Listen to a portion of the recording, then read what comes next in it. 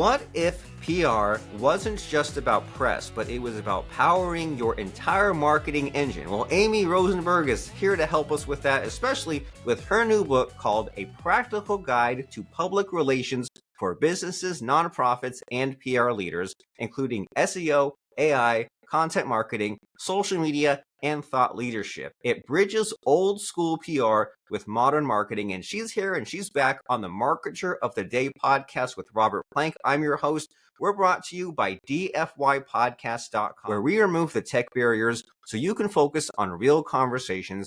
And the real conversation that we are here to talk about today is all about SEO, content, PR, AI, and how to make that practical and how to make it work for you if you're a nonprofit or you're a small business. Those mindset shifts you need to make, those myths that may be holding you back today, and how to get those things dismantled. That way we can enjoy the fruits, the benefits of PR, like it seems like some people do it so effortlessly, and how we can stop working so dang hard to attract the traffic, the awareness, the customers, the clients.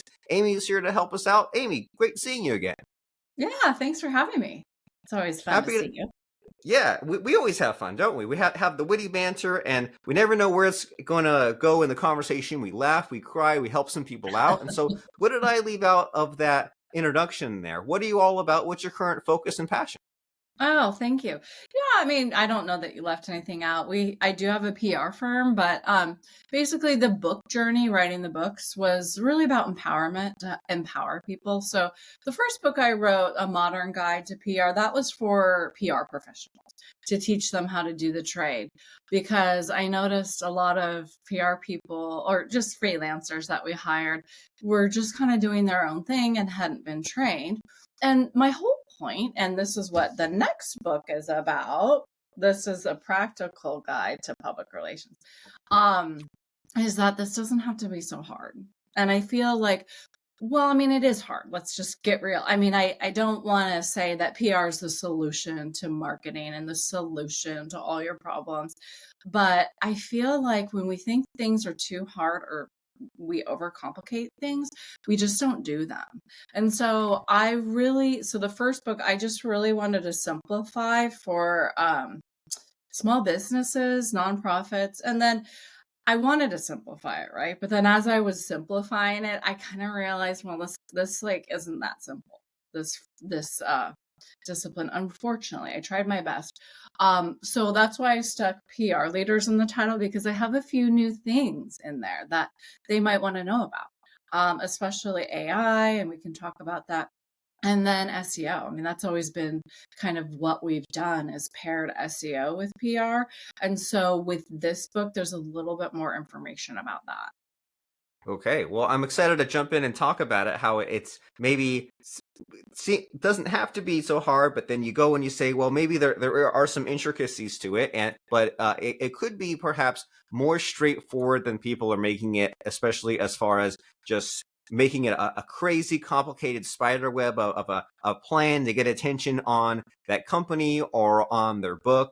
And it's also, I find myself kind of needing just some more explanations on what it all means, because PR, and especially things like guesting on podcasts, for some reason to me, it seems silly, right? And it's something that, like, I always held myself back from doing it. I'm doing it more diligently these days, this year, but it's kind of slow going. Just this idea that, okay, I've got a book out there and I want to sell some copies, and if it just sits there, I know it'll be like so many other authors, right? It'll be on the bottom of the rankings. And I could think about, well, running some Facebook ads, running some YouTube ads, waiting around for SEO, but why not go out and get it, right? Why not get the best of both worlds? And then you figure, well, there are all these podcasts out there, and it's not like you show up on one and you get millions of views. You kind of perform all these base hits, right? And there's all these podcasts that are accessible for you to get on. You can kind of work that list. You can get on there and talk about these things that you know and you love and that relate to your business. And then as a result, you get all this little traffic coming in. And then you go back and you look at where it showed up on Apple Podcasts, on YouTube. And then now when someone searches your name or these other rankings, like, hey, now I'm getting these search engine listings. And then now, okay, it kind of makes a lot more sense why I'm kind of doing this press circuit and doing the rounds, but that's just my own understanding. So if someone says PR, I'm not really sure like why I should be doing it or why is it important? Like how on track is my little guesstimation there? What should people know about PR and why they should even consider it in the first place? Oh, good question. And part of this is like maybe don't do it, right? Like we don't need to oversell PR. And so that's kind of what I'm saying in this book a little bit. It's like, okay, we don't need to do a press release every month. Maybe once a quarter, if that. Okay. And so the reason to do these podcasts is SEO. I mean, yes, it also helps with, and that's what PR is booking things. So I'm going to book you on a podcast, or I'm going to get you a ghostwritten article place that somebody else will write, and you will have it placed in a website. And I'm kind of tripping over my words here because I'm talking in the first person, like I'm going to go book that for you, as I was going to do that possibly for the audience. And that is negating everything I just said, that you can do this on your own, and really why it's hard to do this on your own. And I'm not suggesting reaching out to us because we're pretty small. We don't have a lot of bandwidth, but why it's hard is because it's hard to promote yourself. It's really simple. And honestly, I hired a PR person to promote this book. I thought, oh, I can do it. Of course I can do it. Well, A, I don't have a lot of time. And then B, I don't, it kind of, it's very vulnerable to try and put yourself out there like that. And it's like, oh, look at me. And a lot of people, especially our clients, don't like that. And so sometimes people need a cheerleader behind them to do that. So if you're not interested in hiring an agency, it's better to have somebody on your team do that for you. And so you need someone to kind of remove themselves from the situation so they can look at it externally and then push it out there. And so that's why it's kind of hard, but why it's important to do is really just, I think, SEO, number one, and I can talk about that. And then number two is practicing your talking points. Right. Yeah. So oftentimes we'll get a client who's like, oh, well, why should I do this? I'm so busy. It's like, I don't know. You actually have a speaking engagement coming up next week. So this could be a good way to like wrap it all together and get ready for that. And then also everything works together. It does provide social content. Because you want to not only get your thoughts out there, but you want to kind of give a pat on the back to the person who also took the time to interview you. So my tip though for SEO for podcast interviews. So actually I'll pause before I get into SEO because it could be a long discussion. Okay. All right. To see if you have any questions. Oh, I'll just keep Well, rambling.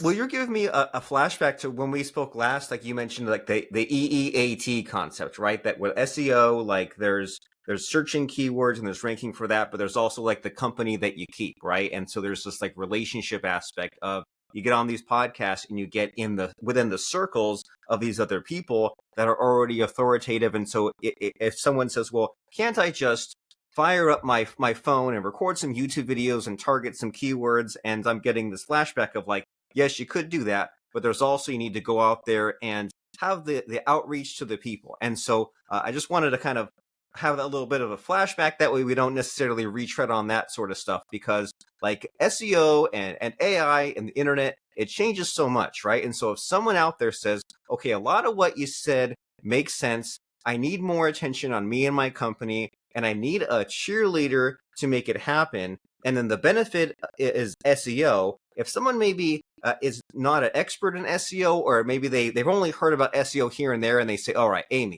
what do I need to know about SEO in simple terms, especially how it benefits me and my business? What should the average person know about this mystical concept called SEO? Oh, good question. Maybe they don't need SEO. I mean, I'm sorry. That's always my response because it does depend. But if let's pretend you need SEO. Right now, we really need to think about it because of AI. So PR is always kind of, I don't mean PR, but I mean getting external links, which essentially is PR. Even link building is PR. because you're asking somebody externally to do something for you. That's always kind of been the backbone to organic SEO. But now it's more important than ever because of AI. And I don't really know. I'm not a technical person, and I can say I know about SEO, and I do. Whoops. But I don't know enough to not hire an SEO consultant for my firm, right? Like all of our clients were using SEO consultants. So all that to say, this is just kind of a broad base of some knowledge. But with AI, it's just becoming more important than ever. And people aren't now with people not even clicking on websites and just getting the information they need through AI. So this is where the EAT concept, I call it EAT, other people call it EEATT, whatever. That is, I can explain what that is, but basically that is thought leadership, if you can think about that. So we're just doing, as PR people, we're just doing thought leadership. And what that is that is kind of what Google tells human reviewers to look for. And E stands for an acronym that means experience, authoritativeness, trust, and something else. I don't remember. But all of that points back to thought leadership. And so you can talk about what you know on your own platforms, and you should. But now having that external party like you said, validate you, points back and helps with E as well. Because I can just go around and say I'm the best at whatever, but if somebody else doesn't say that, they don't need to say that, but they highlight your knowledge, it's showing that you're kind of, know what you're talking about. And then actually all that relates back to Google. And so we feel that Google is, or any search engine is important for right now because it's kind of like the new validator in a way, especially with, they're going to show you first if you have a lot of external links coming back to your website. So that's validating you. Oh yeah.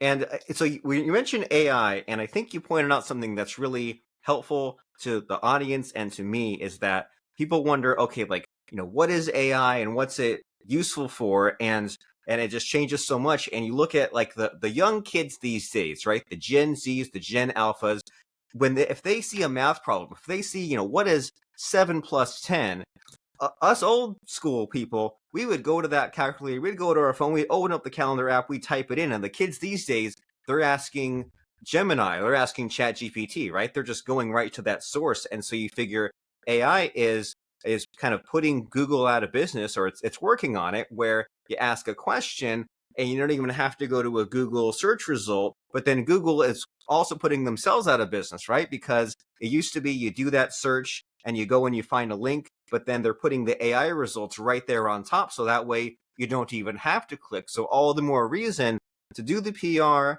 to do the thought leadership, and to get that external validation, because they'll put all that together and say, and there's that limited little bit of space, right? And if you ask in ChatGPT or Google search, like, who has a practical guide to public relations, then if you have a book about it, if you talk about it, then hopefully, ideally, you appear in that top block and you shortcut all that stuff, which is what it'll just become more like that, right? The young kids and the older kids, they'll be doing more of that searches, and that's how that someone will find out about you and find out about your expertise, authoritativeness, and trustworthiness, if I can say those keywords. And so, Well, as at far as least you can say it. yeah, there you go. But as Okay. far as us trying to ride that AI wave, like, my brain explodes with the possibilities so much, like, I don't get enough done. I think to myself, like, okay, if I appear on a podcast, I can use AI to like extract the best part and make social posts. I could use AI to like strategize like where to appear, or if I see where I might appear, I can look at like other people's podcasts and kind of look at the questions and answers and like fill in the gaps, right? And say like, how can I answer those questions better, or how can I talk about what's not spoken about enough? But that's just my brain going wild with AI. If someone goes to you and says, okay, PR plus SEO plus AI, how do we apply it? What am I missing? What's the strategy there? Okay, good question. Well, so it's AIO is the new SEO. Ooh. Okay. Okay. So I think it's working on your marketing. I mean, it all comes back down to marketing, and that's internal and external marketing. And so meaning I'm going to get external placements, but I'm also going to do internal content to push out my information. But when you're talking about having too much to do, this is where I feel like we can get a little overwhelmed and thinking about things too much. And so what we really want to do is try and kind of like take a step back, not really worry about AI or SEO right now. And then we just do the basics right now. And that's kind of what I'm trying to do with this book. And actually, in the back, I have these kind of grids where you can put, and I can email these to people too, but where you can put what you're going to work on in here. And that's the whole point about that is the first step in this is planning. So we can't do anything if we don't have a plan. And also, you don't need to follow your plan. Okay, just FYI. But we write it down, and what we look at is we look at things in monthly chunks, and then we take a theme for each month. And we do this for clients, but also for ourselves. We take a theme for each month, and then we create little campaigns out of them, or big campaigns rather, where we're doing an internal blog on it. So meaning for my website, then we're going to pitch it out as well, the same campaign, because why would we don't use duplicate content, right? We don't use the same words internally and externally. We change the words for the placements we're going to get because that's better for SEO. But we want to pitch it out as well. Then maybe that's a theme to actually. So like when I say I'm going to pitch it out, I mean I'm going to get some guest articles or blogs written about this theme under my client's name or under my name. But also maybe I will shorten that so that I can also get podcast interviews. And that's kind of the same external PR. And that's it. That's the basic. I just want people to get used to, and I know, I mean, this is marketer of the day. I'm sure people are used to this, but if they're talking to clients, maybe, a blog post per month, and then just taking that and tweaking it for external. And there's some ways to make sure that you can't have it be self-serving even internally. So try and think about how you're going to make it interesting to other people. So whether that, to your audience, whether that's advice or tying into trends, talking about trends, or using statistics, external statistics to talk about things, like not your own research, but others, and compiling that into a blog post. And then, of course, always citing people that you're using their research, and then pitch that out. And actually, you can even pitch out that blog post as a press release. So you're trying to get links back to the blog post.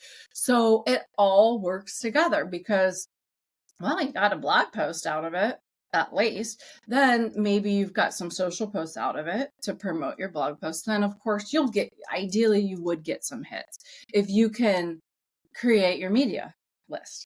So then that's where we want to think about how we're going to create that list. And well, you could just look at podcasts, and kind of with the SEO point to podcasts is seriously, in our media list, we just live by DA, domain authority. So I'm sure like one place will look really fancy and cool, but like, no, I'm looking at the domain authority of that website where it's hosted. I'm not looking at the domain authority of like Apple Podcasts or Spotify or whatever, because they're going to put me on there, but I don't know that and this might be wrong. I might not get SEO from that, especially if I don't get a link. But if I'm on your podcast, to be honest, I looked at your domain authority. It was good. And I looked to see, does Robert give links? And I saw that. So I said, yes. I mean, yes, this is a self-fulfilling world or a selfish world, right? But to your point about not having a lot of time, we do need to be selective too. Hey, we're going to do this work, and we'll pitch 25 podcasts. Maybe we'll get even just 8. We'll just get 8 interviews. Well, that still takes time to prep for those. And then you still have to push those out, to be a nice person, to kind of share them socially. So anyway, that's a whole thing, but you're trying to take it into chunks, month by month, and just doing more with less, essentially.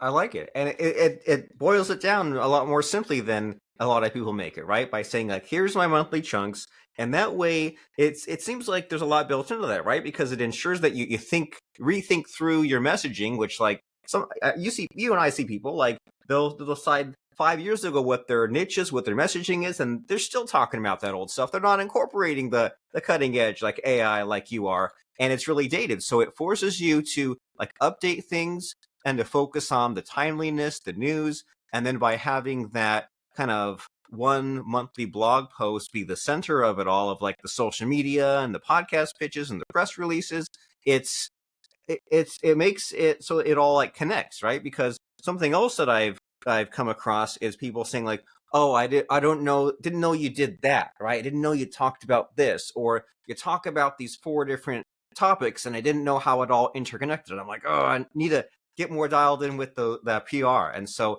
that's it, but it's doable, right? To say like, okay, here's my monthly blog post, and then it all kind of branches up from that, and it makes it and it kind of forces you to have an urgency, right? And it forces you to like keep doing something every month, and so that way you don't sit around for 3 months, 6 months, and say, well, I forgot to promote my business all quarter, and now I need to play catch up. It forces you to continue with this habit. And so there's so much that we could get into as far as what people need to do, as far as how to implement this, as far as the podcast pitching, the press releases. There's so much, but we're limited on time, right? Because with a podcast, you just want that taste, that tease. And if someone says, all right, Amy has a lot going on, now I'll go and I'll click through and I'll see more of what she has going on. So in the spirit of keeping it tight, right, compressing it, there must be a super great question that I could ask you, Miss Amy, right? And so in this conversation that we're having, is there a missing, hidden, invisible question that I should be asking you? I just don't know to ask you. Well, no, I would just say that we're not perfect, right? So when you're saying that, oh, I haven't promoted myself for 3 months. Oh, hey, guess what, guys? I took a year off to write this book, granted, but we're not perfect. And there is a lot to do. And I do simplify this, but once you get into it, you start to see it's hard. And so I understand that. And we just kind of have to like take it month by month, and actually looking at content almost like a sales quota, where I'm looking at it. I mean, I'm just doing this for myself, where it's like, okay, you need to get just one blog post out, one newsletter, or two, maybe two email newsletters, and so forth. And maybe the times can change, right, in terms of when you do it. But it's like a sales quota, just get it done. And that's all I have for that. Okay, yeah. So you kind of give yourself a little bit of a break, right? You say like, I could turn on the fire hose and fire off all this stuff, but at least I'm being consistent somewhat. And if I know I have this new book out, and I know that I need to do something, and at least if I meet that minimum, that baseline, then anything else is extra. And so speaking of putting out books, and your very excellent book that is already out and it's brand new at the time we're recording this, it's called A Practical Guide to Public Relations for Businesses, Nonprofits, and PR Leaders, including SEO, AI, content marketing, social media, and thought leadership. That's all these things we need all in one place. What's the book? I mean, we have talked about what the book's about, but what do you think makes the book stand out? What could we say today to make someone say, all right, I'm shutting off this podcast. I'm buying 10 copies of the book right now? Probably just like as a PR person, and I have PR in the title, and sometimes I might kind of say, don't do PR. Sure. What I mean by that is there's just so much more to it. That it's just like, yeah, there's SEO and all that. So I think what this does is talks to you in a way that really customizes things for you, and tries to streamline and simplify for you. Okay.